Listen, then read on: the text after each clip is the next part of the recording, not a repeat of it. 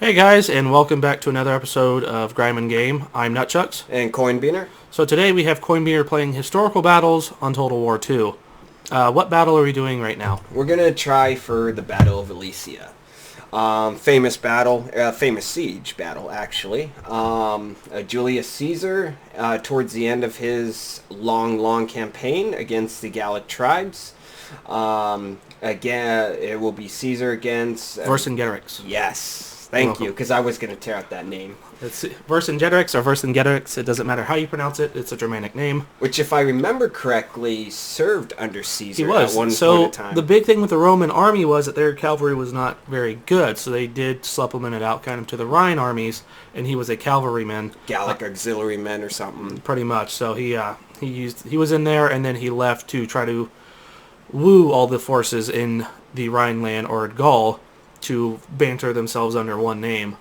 Now, if I remember correctly, I believe Caesar's going up against 120 some odd thousand. He does at one point. So what happens is that it's the two pincer attack by the Gallics at the end of the battle. Caesar has the town surrounded in a siege. Vercingetorix gets a guy out because right where the battle is, there is a river. He sends a man out at night between where Caesar in the city is. It gets word to his men, and reinforcements come in. So I believe the siege takes about 6 to 8 weeks before the battle start because after burning up all the crops and everything around it. Well, that's the thing. Vercingetorix did that himself. It was a scorched earth attack, hoping because the way the battles were fought back then was that you had to go get your supplies back from your hometown, or you took it from there. So if they were burnt, he was hoping. It was a double play by Caesar. Caesar went to act like he was crossing back over into Italy because he thought in Vercingetorix acted like he was chasing. He retreats back to Alesia.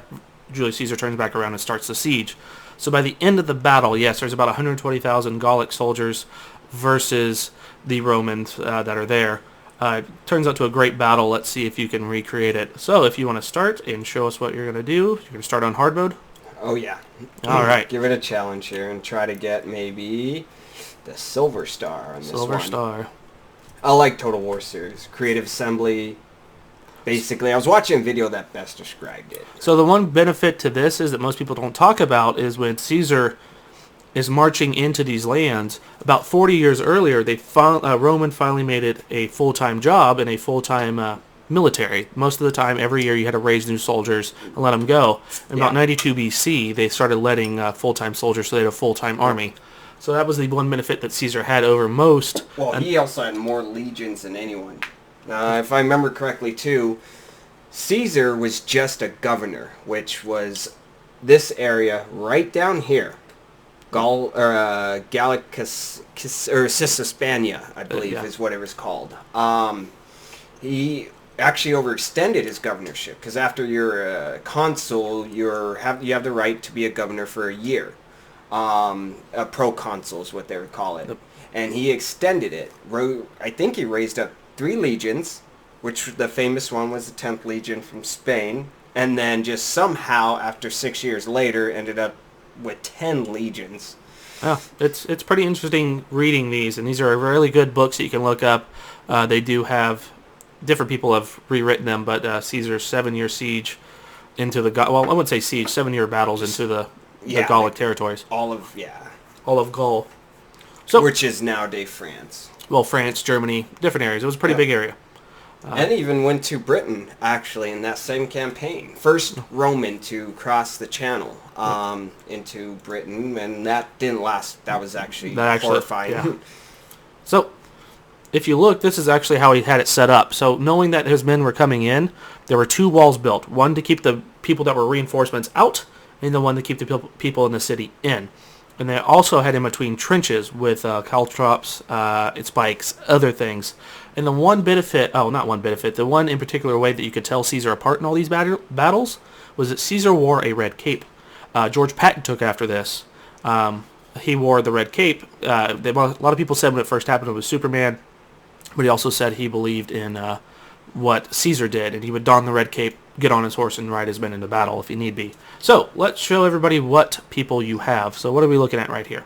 Alright, so we go down. Here's the line infantry. Now the graphics are on high here, so we have 160. That's common for normal graphics for this game. A little bit more people. This is the Eagle cohort, which is usually the first cohort, which is in a legion. There's about 6,000 men just in one legion, and the first cohort is their elite. So this would be their elite that holds the standard. Rome, wherever the eagle goes, that's where Rome is. It's kind of like the flags during the American Civil War. That was very highly praised. If it fell to the ground, it was dishonorable. You always had a man who would drop his sword and shield or rifle, if you, depending on what war you're thinking of, to pick it up. To pick it up and keep it there. Right. You have the signifier, I believe is what he was called. Also, he was third in command, actually. You have the Centurion, which is equivalent to a captain. He is in charge of the cohort. And then, I believe in historical terms, in the back here would be an Optio, which was his second in command. And the legions changed throughout many thousand years. So I believe it's like 8 men per century and goes on to 80 men. And then there's really 480 men per cohort. And there's 10 cohorts in a legion. So here we have actually, we have 9, 10, 11, 12, right? Mm-hmm. 9, sorry. I don't know why. I don't know where the third one. But we have 9 cohorts here. Yeah. As I said, remember, it's a two-pronged attack. You got some coming over from your right. If you look at the bottom right-hand side, there is a mini-map. So right now, they're attacking the one wall. So what happened actually in the battle was they weren't shooting arrows. A lot of them tried to climb over with ladders. They did try peeling it down. They had hooks. They would rip the walls down. But to make it more simple for a video game, it's kind of hard to sit there and have that happen. They probably could do it, but it's not too important. Oop. And you got one more. You got more tribe coming over to the far right. That is quite alright because... Oh, they're under attack.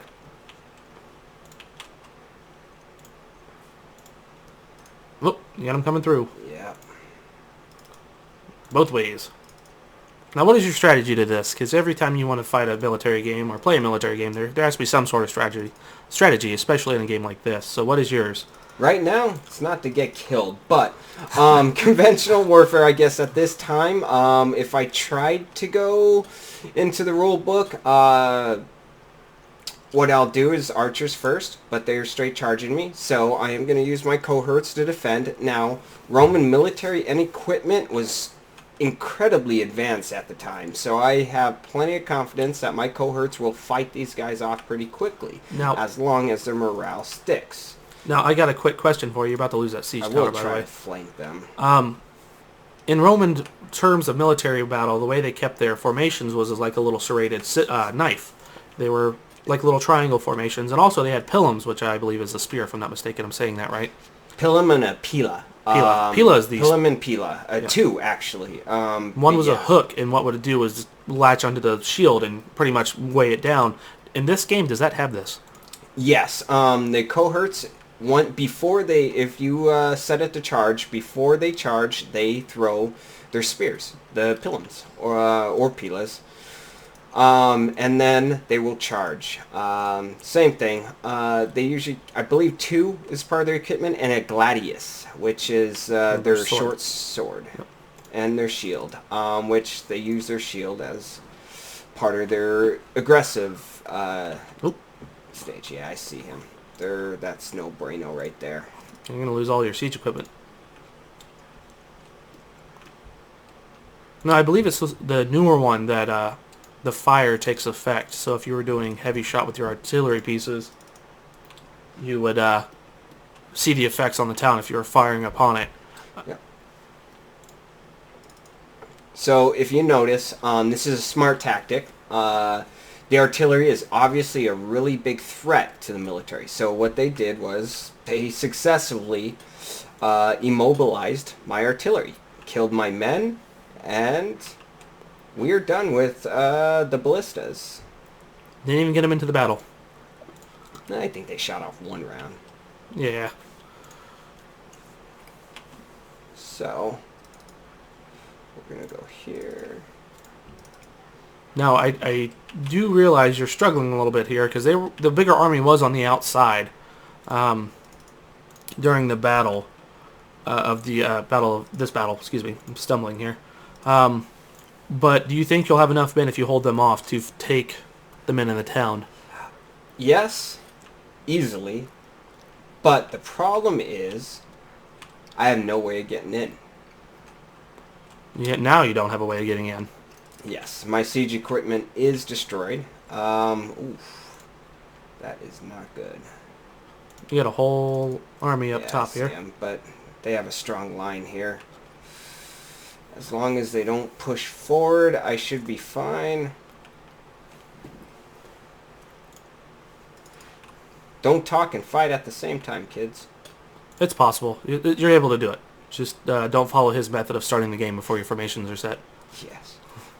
So, as you see what's going on, they're flooding through all three areas. Are you worried right now about what's about to happen? Especially since you have a bunch of archers coming from behind, pelting your men. Right there in the middle. Yeah, and then my general. That's the worst part. General's being attacked? Yeah. He just retreated. Uh-oh. Caesar's gone. So, we're about to get reamed from the back. Wow. You aren't kidding. So that is actually a very this is not a good scenario. Yeah, moment here. I always put my men on flaming shot. I don't know why. I think it's the greatest. I do heavy shot when I see cavalry coming. Yeah. Takes longer to reload if I... Yes, it does. It takes a little bit longer. It's not panning out very good for you right now. You got your men spread up throughout the middle, and that's where they're going to come and hit, and I have a feeling that they're going to separate. Oh, I love the blood and gore. Let's zoom in on that, actually. Let's go back into one of these battles. I know you got a four-way cluster fudge going on here. You got your guys getting hit from the back. You actually got... Looks like your Centurion is fighting up front right there to your left. Usually is. Although I believe in history, Centurion was actually in the rear. He would blow a whistle. That's the Tostito formation was one famous formation. Did you say Tostitos? A giant tortilla chip. Yes. Yes. Testudo. I'm sorry. Do you know what Tostudo means? Tortoise. Yes, you're correct, yes. sir. And that would that was great. I believe I could actually do it, but not right now. Yeah, I know. Most of the time when that would happen is the shields would be up, and it was mainly against like that. They would walk in like with their shields above their heads, so in case there was archers or anything, it would just ricochet off, and you look like you have lost this battle completely, sir. Completely. You 64, 61. You're just I don't even know where you have men at. Yep, you lost. This was sad, folks. It was. So you went in with 2,200. Well, we'll say about roughly 22,500 thousand. Close to or 2,200, and you lost almost 1,800 men. They went in with close to 10,000 and only lost close to 2,000. So they lost 1/5 of their men, and you lost about 80%. Would you like to try another battle, sir? Yes, we will go to the Toutoburg Forest. Toutoburg? Turtleburg. Turtleburg? Turtle. All right. So, what happened here? I'm not too familiar with this. I'm more into the Caesar campaign. Now, this was back in Augustus times. I believe somewhere past 27 BC. Who knows? So, this is where Commander, which I believe was Publius Quintilius Varus. Yes. And I believe he was an actual commander because... Back then in the day, the governors would command legions, but Augustus reformed the whole army. So he actually had a commander, a legatus, a general. And this Varus commanded 3 legions into the forest with the help of... You're the one good with names. I have no clue who he went with. Arminius. Like I said, I'm good with Caesar. I'm just not good with after Caesar. Also known as... well, he's German-born. Now, this is a big, big famous tale because Arminius betrayed Varus. Varus trusted, after everybody literally told him, don't trust this guy, don't trust this guy. And there was many reasons and many shady things Arminius did to try to, discredited him. Varus said no, he is my good friend, because they were actually friends. So is it like the battle we just did? Same way Vercingetorix was with Caesar. He was one of his cavalrymen at the very beginning of the Gallic campaign, then he left to unite the tribes. Well, Arminius was actually there. He actually led them to the ambush. Varus, I believe, there's a famous saying. 9 AD, by the way. 9 AD, there we go. Yeah, Varus was really heartbroken, but was getting killed at the same time with Arminius' betrayal. Well, so, we're playing Rome, I'm assuming, and we're going to see how well we do against this ambush. Now, I have a sad feeling, because you were just in a siege campaign against two walls that you could barely hold off. Well, I put it on normal mode, easy mode. All right, so you got 2 armies is what it looks like right now, and they have 3. Now, I'm assuming that's how those little things work. Now, in this battle, though, it's not about winning. It is about escaping. Because these 3 legions literally disappeared.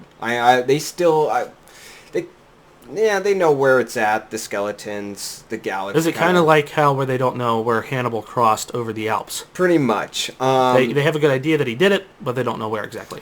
Now, there is an actual missing legion that they don't know because of records, but they believe it was ambushed in Britain. It was back when we were trying to sustain Britain as a colony. Rome was trying to sustain Britain as a colony, and didn't do a good job at all. It just straight disappeared. Pre or post Hadrian's Wall? This is pre. No, I'm saying what you were just talking about. Oh, that would be post. Okay. They made a couple movies about it, too. I think the Eagle with Channing Tatum's the one. Yes.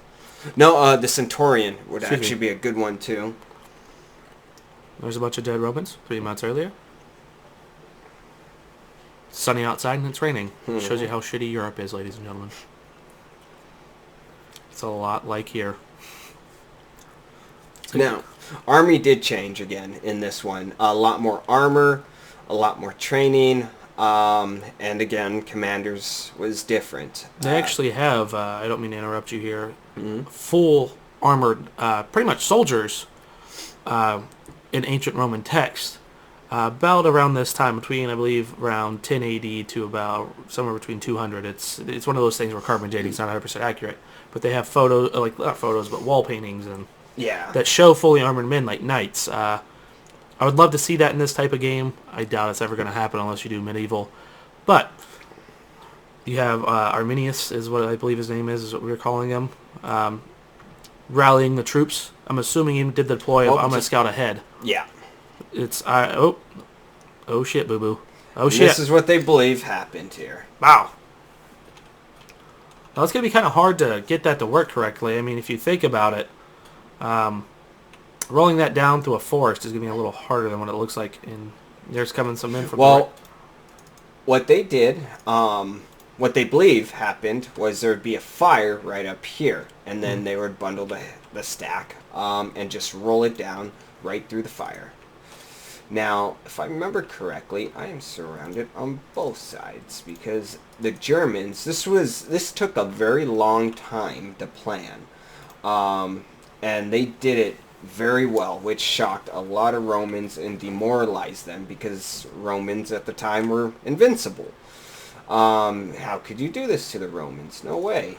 Now, I gotta ask your opinion on something here, and the fans can chime in also on this. What is more shameful, this loss at Toutoburg Forest or the Battle of Canae, in your opinion? Do you know what the Battle of Canae is? I'm trying to think right now. So, Battle of Canae was when Hannibal marched over into Rome. It's when the 70,000 soldiers got killed within like 6 hours. It was right in northern Italy. Southern Italy, actually. It's about a couple miles. It's about, I think, an hour's drive east, if I'm not mistaken. But it was pretty much right on Rome's doorstep. Literally. Second Punic War. Yep. And Hannibal pretty much did a full envelopment, one of the first known full envelopments done in battle, and killed 70,000 Roman soldiers in about 6 hours. Would you say that was more shameful, or this?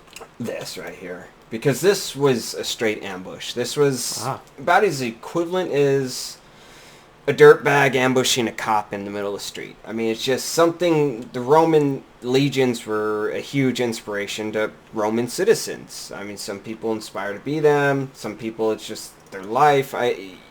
Roman Legion was actually a really good thing at the time, even though they raped and pillaged many places. So having them lose was like Superman losing to Lex Luthor. That's happened once or twice, actually. Like, literally. Like, gone. Done. You're no more actually Superman. happened in 1 or 2 episodes. Or 1 or 2 comics. So you're pretty much saying that how they saw it was that it was oh my god, man. It was pretty distasteful of the Germans the way they attacked.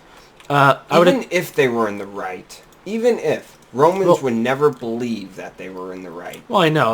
What I'm going to equivalent it, or make it equivalent to, would be how during the American Revolution we had a lot of snipers that would take out a lot of lieutenants, ambush a lot of guerrilla tactics with leadership and go down. Because a lot of these battles were meant to be fought out in the open, and ambushes, I feel, and some of these would be seen as cheap and silly. It was smart, but it was cheap. It wasn't seen as the right way. Yeah. So, what's going on here? Let's get into this battle right here. Well, he's attacking archers, which is actually a little waste of time because they're just skirmishing. They're run back and forth, and it's going to waste time. You got a whole Roman legion up top, by the way, my friend. Yeah, he's chasing. And then I have one right here, obviously, which is going to go flank here. I am being attacked everywhere. This side looks like it's going to be the worst, the middle, unfortunately. I'm holding as much as I can from the rear. My goal here is for Varus to survive and get the legionary eagles out of the forest, because again, the eagle was the most important. Well, you're down to 2, by the way. Will be right here. Now, have there ever been any instances that you know of where that eagle was used as a weapon? No. That would be pretty shameful. That would be pretty bad. I hope that, even if it was, I doubt it would be in the books, history books or anything, but that would be pretty bad. That would be equivalent to using the American flag to kill the president. Yeah, that's kind of harsh. No, I'm just not saying that the president should die. Any president in any country. Just saying it would be using their national flag to very bad as a weapon. Yeah. Against, it would be no bueno. Gotcha. And you're getting overwhelmed on that end. So your best bet, it looks like to me, is that you need to take those men and just charge that way.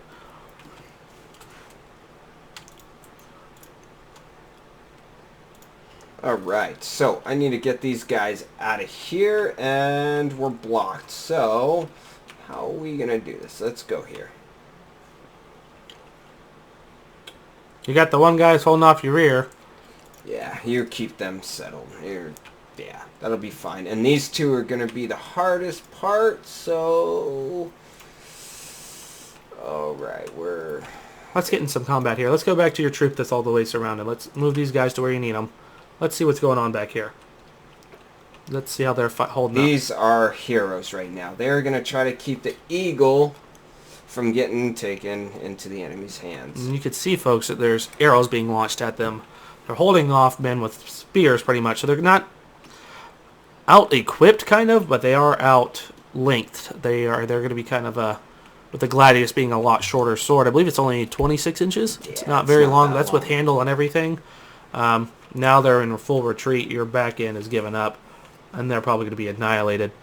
So let's go see some other combat around here. Let's swivel around here. Now, you're men in double time right now? Yeah. So they are very, very tired. So you got your cavalry taking out the archers. The escortars, or esquiots actually, which was equivalent to the term, I believe, in Roman times was middle class. Because they weren't just cavalrymen, they were a class as citizens in Roman times. So they would be equivalent to middle-class citizens. Let's give them a good distraction while Group 1 here, which desperately need to get back here. And I don't know how that's going to work. The archers are running away. You got one guy up there. And that is going to go right here. Okay, that's outstanding. So my eagle is going here, try to get away from those guys, while more heroic Romans attack, looks like tribesmen. Now, Roman tactics were great at the time. Like I was trying to explain before, the centurion in the back would blow a whistle, and it shifts the group. The first line, because there were dozens of lines, just straight lines of, I would say, I can't remember, about probably 20 some odd soldiers. That would shift back. So the second line, who is step up. Yep, and then they were of course replenished. So the first line would go all the way to the rear, get patched up, get their breath, and then they just slowly move forward again. Another surprise army coming out of here. Whoa. Oh. 2. They're going to have to fight their way out of there, sir. Yeah, they are. But that is fine. Because now they are chasing me, and the goal is to get pushed right through before they could do anything. He retreated before I could do anything. Yep, so Varus has fallen. He's been killed. Ouch. And it looks like your men are left in chaos right now. So, in my defense, this is historically accurate. You did. You got completely wiped out. So we're going to do one more battle, or? Yes, definitely. All right. So that's Battle Canae right there. Cannae. It's pronounced Canae. I don't know why. Because she swallowed a fly. So, as I explained earlier, the Battle Canae was set up because Hannibal crossed the Alps. Scipio pinned him in, and a lot of people say it was a great move. I do. If you look at a lot of historians, they will say now that it really wasn't a great move. It was a forced move. That was a risk that he took that actually helped out. So, but by the time this battle happened, he had Roman people from northern Italy joining his army. So what happens is that in the Battle of Canae, Hannibal knows they're coming. At this time, he has his one war elephant left. Some of his men, he has the Gallic soldiers, northern Italian troops. He has a pretty decent-sized army, we'll say nonetheless. Now, he knows he's fighting one of 2 generals at the time. I cannot remember their name. The more hot-headed one is in the head of that day, because they switch days back and forth. So what happens is he knows he'll fight him then. So he waits for his day to be in charge of the army. He gets out there, pretty much preps them up. So the way the lines are set up is that his cavalry's on both sides. He has his main weak basic troops in the middle, and his 2 heavy infantries on the side.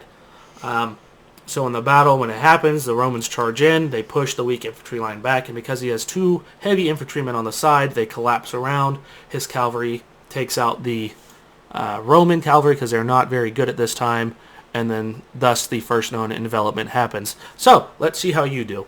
Let's see if you fall for the trap. Now, I believe this was Scipio Africanus? No, Scipio, this is his father. Okay. Scipio Africanus comes after this because the Scipio Africanus, his father goes into Spain and takes over Spain, and then Scipio Africanus, years later, because I think it's 13 years after this, that they finally end the Carthaginian War, that he goes in and does what he does. So, I'm trying to see here which one of the leaders it is.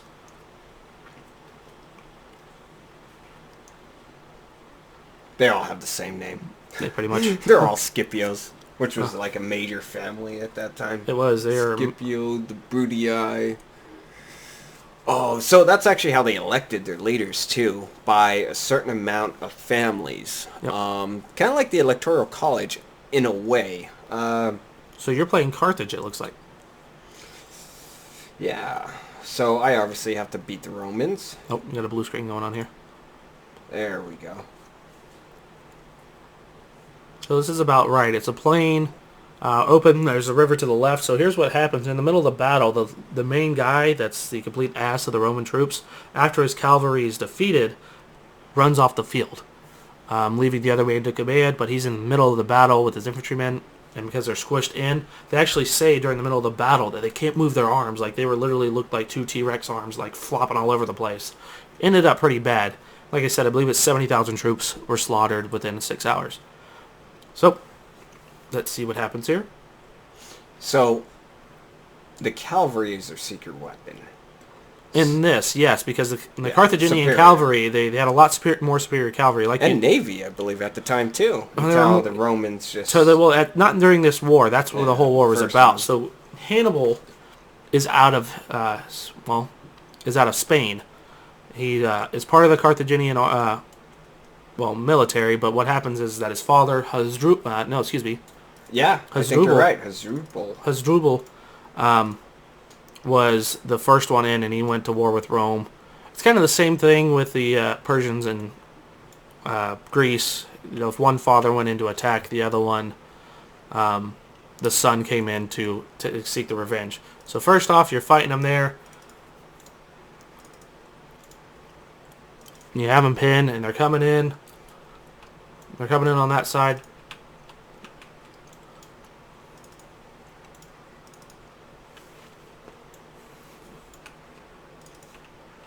And your guys are running away for some reason. They're skirmishers. But if I just hit the melee mode, it'll keep them busy for a second, but they are not meant to fight. At least from creative So now assemblies. you got your I see Romans surrounded. You have those guys over there.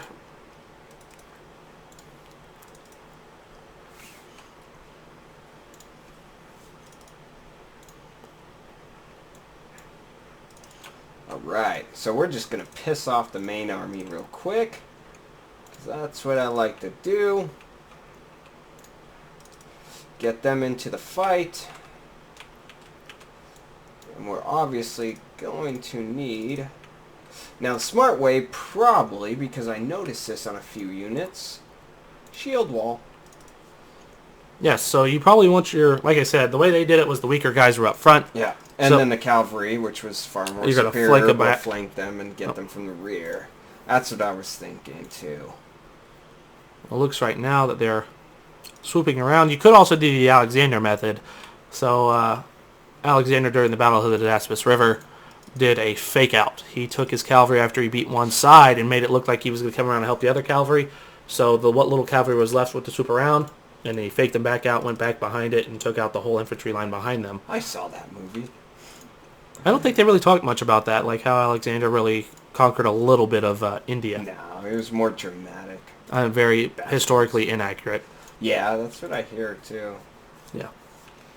It's just like watching a Mel Gibson historical movie. We Were Soldiers, actually. It was really good. It was pretty good. It's like one of his few. So, you have the men off the field. They're rushing away. So, let's see what you can do from here.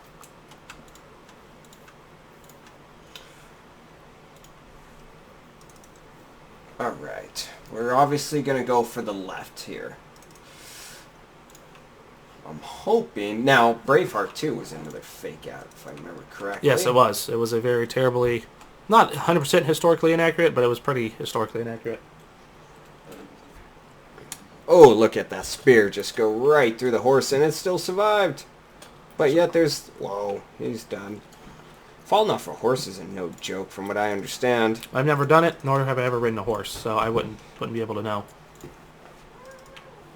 Alright, obviously the battle is about to start. Now, you have the general and his eagle behind in the back, which would have been about right at this time. So, I would swoop around and take him out.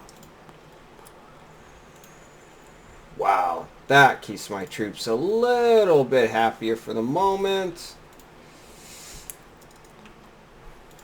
You want my general to go to the rear? No, their general's in the rear. You have cavalry open. Yeah, so take his general out, I would say, and more demoralize them. Demoralize them. This is gonna... Yeah, he sees me coming. All right. So if you take the general out, you should be good. And you also have another horse on the right that you could swoop behind right there. All right. So you could start seeing that envelopment. I would take your men on the bottom left right over here and swing them around to this side because you got 3-on-1 on that left. Yeah, I see him.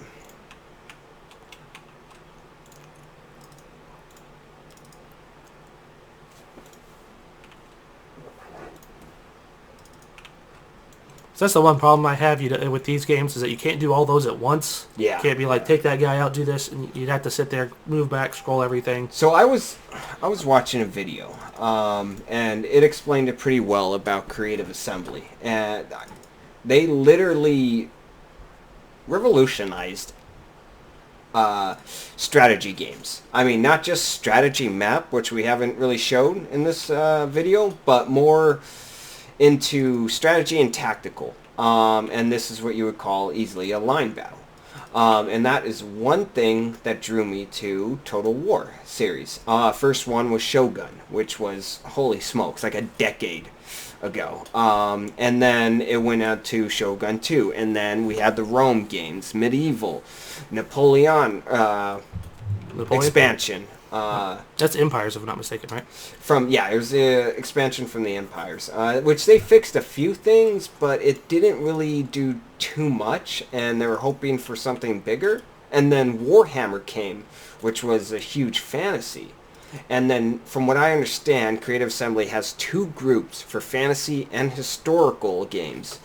And I mean, like, there should be one coming out within the next year or two. Hopefully. They just had Attila last year, if I'm not mistaken, last February. Attila, not Warhammer, and then Attila before that. Yeah, so last January was... Oh, yeah, so 15, I believe. Was it? Yeah. It was pretty soon. Let's see here. I'm trying to get these guys over here. Yeah, we're going to get the middle. I want the middle to collapse. These guys are actually doing pretty well. So if I'm not mistaken, though... But they brought in a whole new game when it came to strategy games, RTS games. That is and very that's true. what I love. And because before this, you had like just regular click. You had with the hex game. Yeah, you just move one turn-based hex tiles. Yeah, and this is one cool thing about Rome 2 was not only the graphics, the replay, which I like in my mind. I didn't like more of their strategy side, like their political aspect. I found a few more games much better when it came to Rome games for political, but this is where it's all about, is the battles. How the computer can withstand when you have thousands and thousands of little guys with arrows going through. And that's one great thing about it. And it's just... Every time they come out with the game, it just amazes me. Attila was actually great. It brought in a lot more political options for the strategy map, and their tactical map was just as good. Looks like you have some guys off in the far distance for some reason. You are yellow, if I'm not mistaken, right? Yeah. Yeah, you just have some guys sitting there. Yeah. I would actually take the guys right there in the middle. That way you can start pushing those guys out. And those guys aren't doing anything. Yeah, I just took them, or put them in melee mode because they're about done. They're not doing anything good. Let's try to get them. That is one thing here. You literally have to click a few times to try to get them from the rear. And these guys are going against Legion, so they might not have a chance. They probably won't have a chance at all. Preoccupied. Here we go. The middle starts collapsing. That's how you know when guys aren't doing anything. Because they're actually in formation.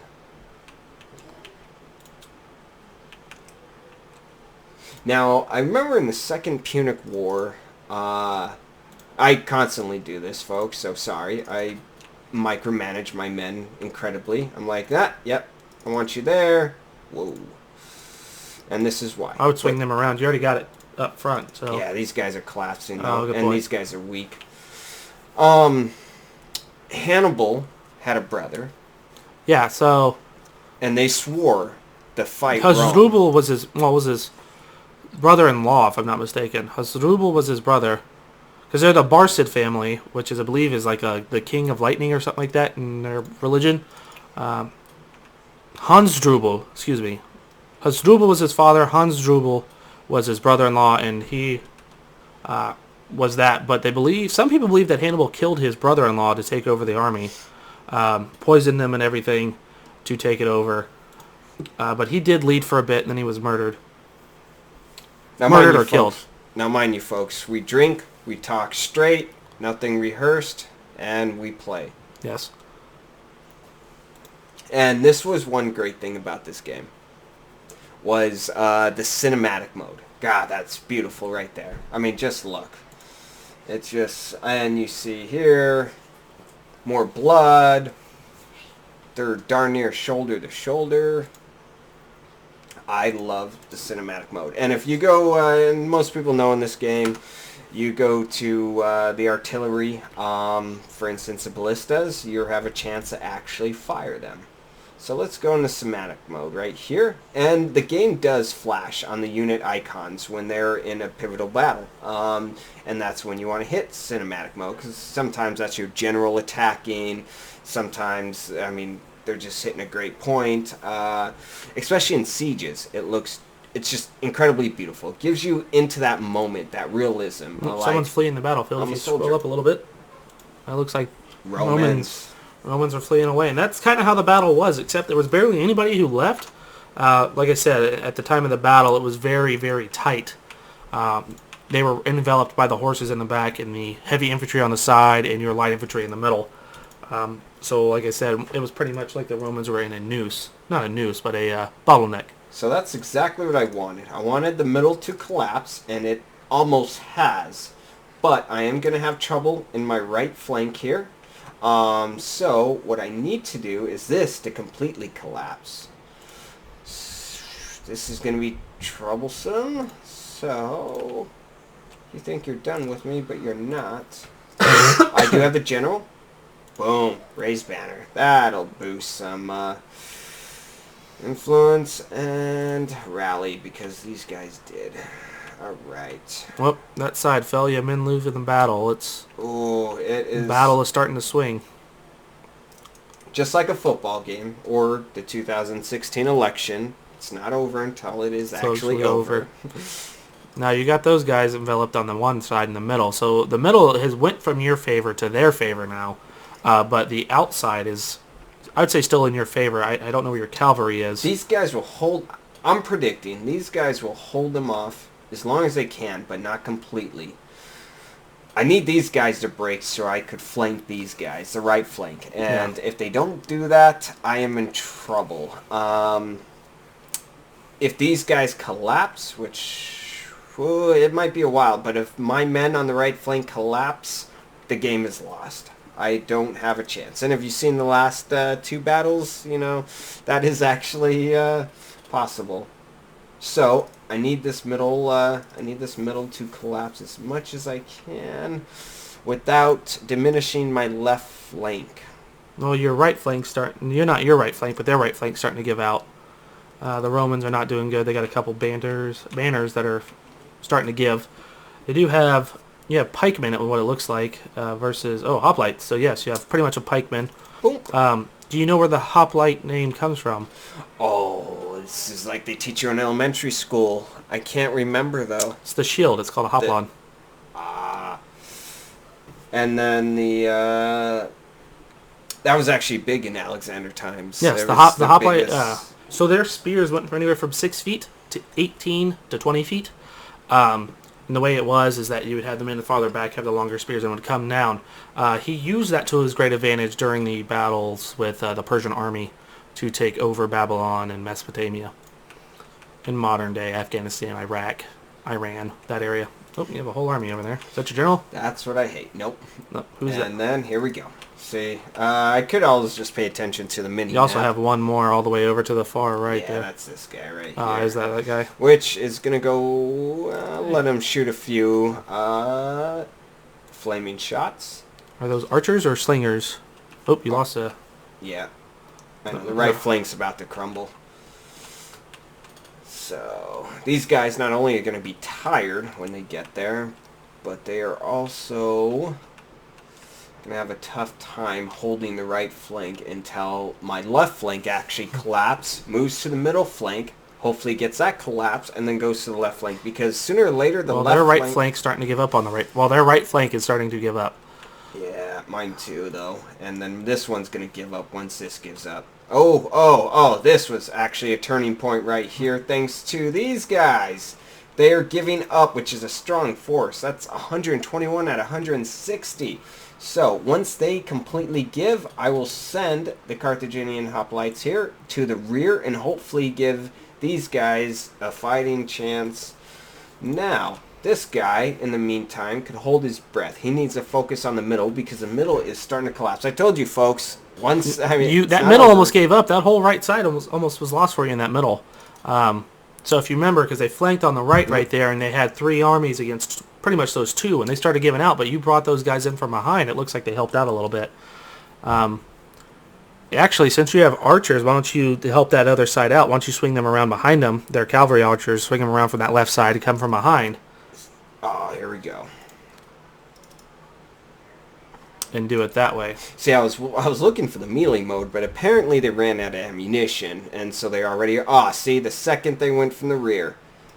This one's not going to collapse as much because he is well reinforced to the left. But let's see here. They're going to get a surprise. Sad day. Sad pandas. All right. So now you have them in the back and the front right there. You have them in the... Oh, there you go. It looks like this battle's starting to become over. Ooh, they peel them? Yeah. Do them? Now, back then, Second Punic War, it wasn't as organized as the well-known Caesar legions or... we said before, and the first one was that in about 92 BC, they became a full-fledged army. Every year they had to raise a new army. Well, yes. Now, even before that, famous consul, which actually was in a civil war, Gaius Marius, reformed the legions. So before, they were just like Alexander the Great, the old style. Hestates, they were called. So even the numbers were different. But like you said, they would raise the legions when they needed them and then disband them. During the summertime and during the wintertime. Well, they would keep them in the quarters until whatever conflict was ordered. They also believe winter war was not to the gods' likings. They did not like that was winter. The whole thing with Alesia, was that it was during the wintertime and everybody was going home to get harvest, and that's what threw everybody through a screwball, was that, hey, Vercingetorix thought that, they're not going to attack, and all of a sudden they turned around and did, and had a siege going on. And yeah, you can't fight. It's improper to fight in the wintertime. This is not looking good. So a commander could easily turn the tide on a battle. Of course, I'm spending a lot of time on the right flank. And if I keep doing that, well, actually, I'm having trouble in the right flank. But I'm spending a lot... Yeah, I see.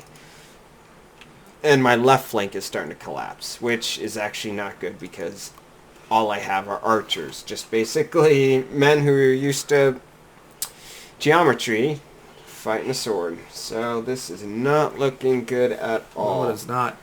This went nowhere near close to the way the original battle did. Blame Hillary Clinton. Yeah, it's her fault. Damn it, Hillary. And here we go. Down to a last couple group of people. Yep. Oh, he just shoved him. The Hestates are going... there we go. Costly enemy victory. Nowhere near close. So one of the famous things said to Hannibal at the end of this battle was, Hannibal, you know how to win the battles, but you don't know how to win the wars. Because they wanted Hannibal to march on Rome. Yeah. He kept refusing. He kept wanting to do these small ball and kept on wanting to... War of attrition, basically. Pretty much. And wanted to punish Rome instead of just going right after him and taking him. He was pretty much made a fool. He knew how to win battles. He knew he was very good at tactics, but he did not know the bigger picture. I can't remember. I don't think it's Flavian, because he did the amphitheater, which we know is the Roman Colosseum nowadays. There was a Roman general at this time that he would pick at his men and, take the crops away from him, stop his men from foraging out, and almost caused Hannibal to give up before this battle. But I think 3 battles is good for one episode. 0-3 right now. 0-3. So, guys, for Grime and Game, I'm Nutchucks. And Coinbeener. I'll see you guys next time. We'll see you guys.